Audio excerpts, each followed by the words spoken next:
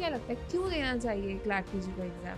बहुत सारे रीजंस है, मतलब मेरे पास तो एक्चुअली बहुत सारे रीजंस है।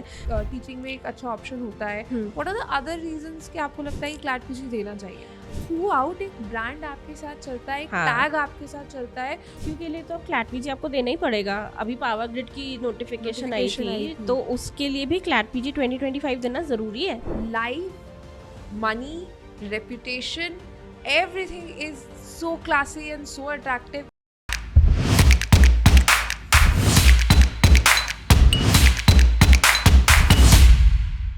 हाय everyone, welcome to Legal Edge after college. मेरा नाम है प्रियंका और मैं हूँ अर्पिता।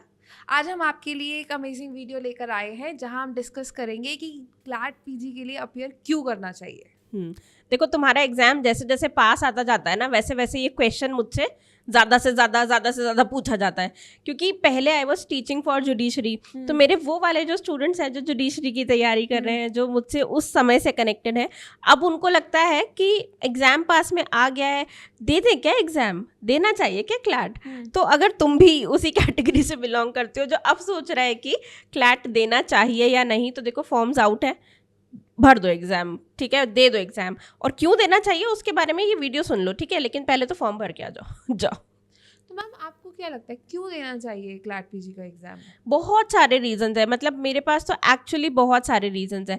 सबसे पहला और सबसे बड़ा रीज़न तो ये है कि आपको नेशनल लॉ यूनिवर्सिटी का टैग मिलता है, and it is very important. अगर तुम लॉ कर रहे हो, अगर तुम लॉ के डोमेन में हो, अगर तुम लॉ की जर्नी में हो, तो get the tag of national law university, and it goes for everyone. दोनों लोगों के लिए ये इंपॉर्टेंट है. जो लोग अभी नेशनल लॉ यूनिवर्सिटी में है, you don't want to dilute your tag, right, you don't want to dilute your tag, तो फिर नेशनल लॉ यूनिवर्सिटी में ही जाओ.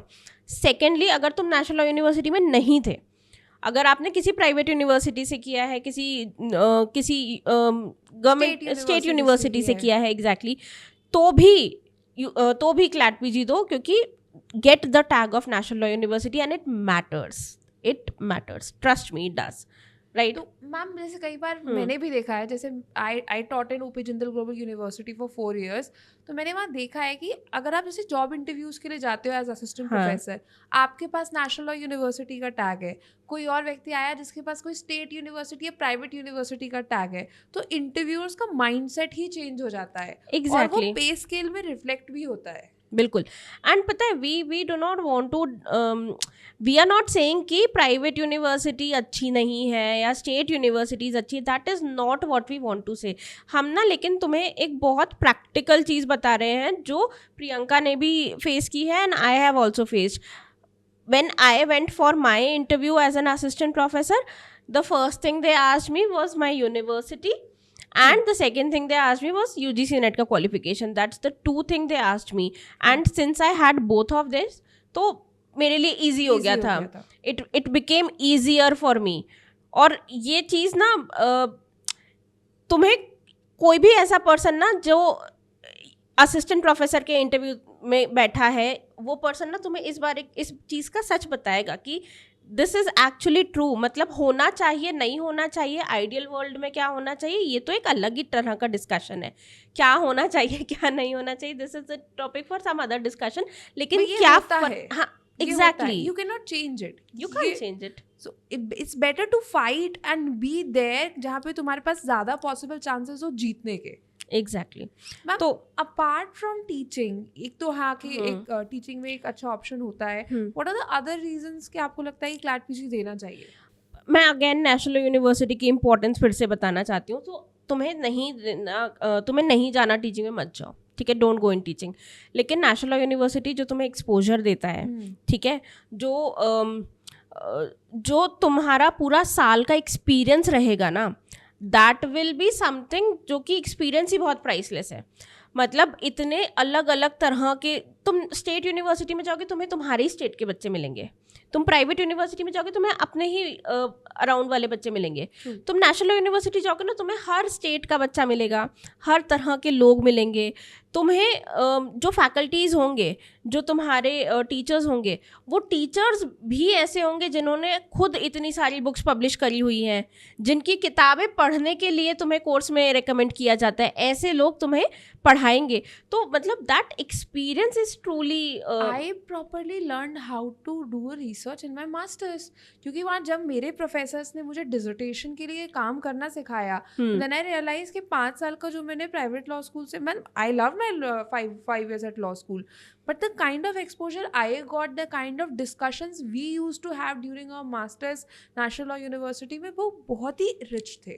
एग्जैक्टली एंड मतलब आई कम्प्लीटली अग्री। मैंने भी national law university and private university दोनों को एक्सपीरियंस किया है, and I can say it on oath कि कितना ज़्यादा बड़ा डिफरेंस है एक्सपीरियंस में।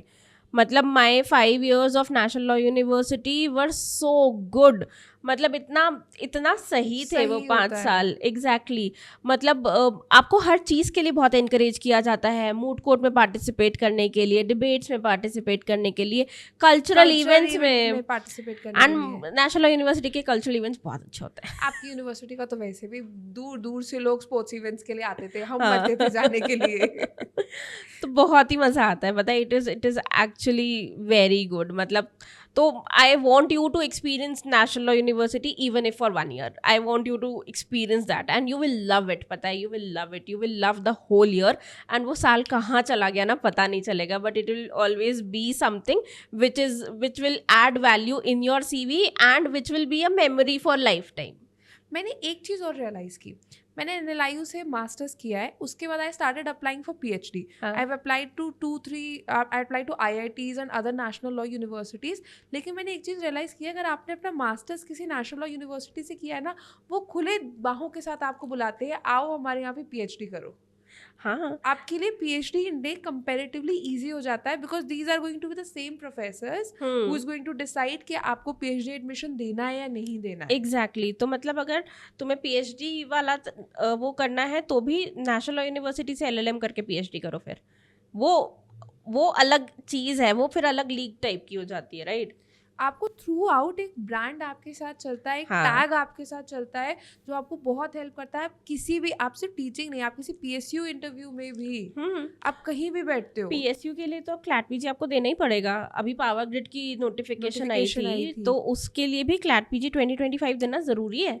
तो अगर आप उस और सीट्स भी अच्छी आई हैं इस बार, तो अगर सीट्स अच्छी हैं, PSU बहुत बड़ी चीज़ होती है बेटा, मतलब इट्स सच अ गुड, हाँ, perks, benefit, salary, oh my God. तो तुम्हें अगर सिर्फ क्लैट PG सिर्फ PSU के लिए देना है ना, तो भी बिल्कुल दो, एक अच्छा खासा रास्ता है। और क्या क्या हो सकता है, बिल्कुल, जज ऑफिसर के लिए, जज advocate general, life, money, reputation, everything is so classy and so attractive कि I don't think anybody would resist for a judge advocate general। agreed। मतलब आर्मी में ऑफिसर यार आर्मी में ऑफिसर अलग फील है वो तो, राइट। यूनिफॉर्म मिलती है मैम, मोस्ट इम्पॉर्टेंटली अलग अलग अच्छी जगह पोस्टिंग्स मिलती हैं। अगर थोड़ा और इंस्पायर होना चाहते हो ना, तो वो मूवी है ना शौर्य, वो भी देखो, ठीक है। उसमें हाँ, क्योंकि उसमें पूरा कोर्ट मार्शल की प्रोसीडिंग्स बताई हैं, तो तुम्हें मजा आएगा वो देखने में भी। और there are couple of my friends जिनका जैक से अगर वो वॉलंटरी रिटायरमेंट भी लेते हैं तो उनके पास बात की अपॉर्चुनिटीज़ भी बहुत अच्छी होती है। So they got to teach, they got to consult, उन्हें कंसल्टेंट्स की पोस्ट बहुत सारी जगहों पे ऑफर होती है। नाइस। तो सिर्फ अगर एक एग्जाम से इतनी सारी अपॉर्चुनिटी खुल रही है तो मुझे लग रहा है कि मिस आउट करना गलत है। हाँ, तो इसीलिए अभी 2.5 महीने हैं, फॉर्म्स हैं आउट, ठीक है, एंड 2.5 महीने में अच्छी तैयारी कर लोगे।